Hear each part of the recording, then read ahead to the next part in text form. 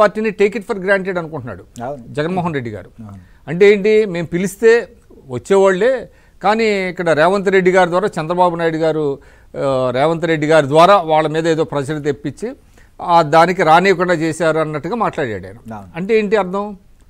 అంటే చంద్రబాబు నాయుడు గారు ప్రివేల్ అవుతున్నారు కాంగ్రెస్ పార్టీ మీద. అంటే రాహుల్ గాంధీ గారికి ఒక వ్యక్తిత్వం లేదా, లేకపోతే ఆ పార్టీకి ఒక స్టాండ్ లేదా? ఇప్పుడు వారు చెప్పారు కదా, చాలా క్లియర్గా చెప్పారు. అంటే ఏంటి, కాంగ్రెస్ పార్టీ మేము ఏది చెప్తే అది చేయగలుగుతుంది అంటే రేపొద్దున యాజ్ ఇఫ్ తన అవసరం కాంగ్రెస్ పార్టీకి ఉంటుందని ఆయన భ్రమిస్తున్నట్టున్నాడు. అంతే కదా. ఇప్పుడు కాంగ్రెస్ పార్టీయా లేకపోతే రాష్ట్రంలో షర్మిల సపోర్ట్ కావాలనుకున్నాడా ఏదో, కానీ మొత్తానికి అయితే కాంగ్రెస్ రాలేదు. కాంగ్రెస్ పార్టీని టేక్ ఇట్ ఫర్ గ్రాంటెడ్ గా భావిస్తున్నాడు ఆయన. అది కాంగ్రెస్ పార్టీ స్పందించాల్సినటువంటి అవసరం ఉంది రేపు.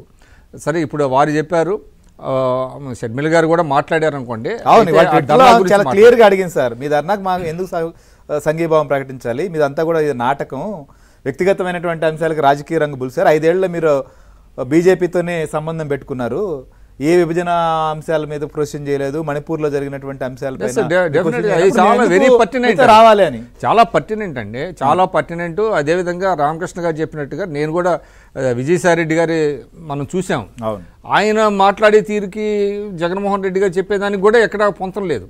బీజేపీలో స్టిల్ మేము సేమ్ అంటే ఈక్వల్ డిస్టెన్స్ అన్నట్టుగా చెప్తున్నాడు ఆయన. అక్కడ బ్లేమ్ చేయాల్సింది ఇక్కడ రాష్ట్రంలో ఉంది ఎన్డీఏ గవర్నమెంట్ కదా, అంతే కదా. తర్వాత మరి బీజేపీని ఎందుకు స్పేర్ చేయాలి, ఎందుకు స్పేర్ చేస్తారు అంటే భయం అనమాట.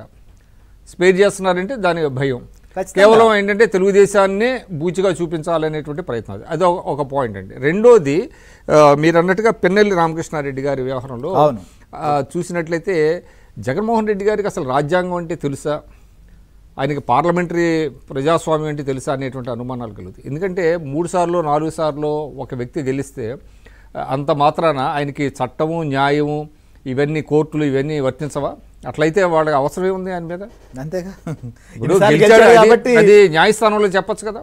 ఆయన 4 సార్లు గెలిచాడండి, చాలా మంచివాడు, ప్రజలు గెలిపించారు కాబట్టి ఆయన మీద కేసు కొట్టేయండి అని చెప్పచ్చు, ఆ ఆర్గ్యుమెంట్ చేయొచ్చు కదా.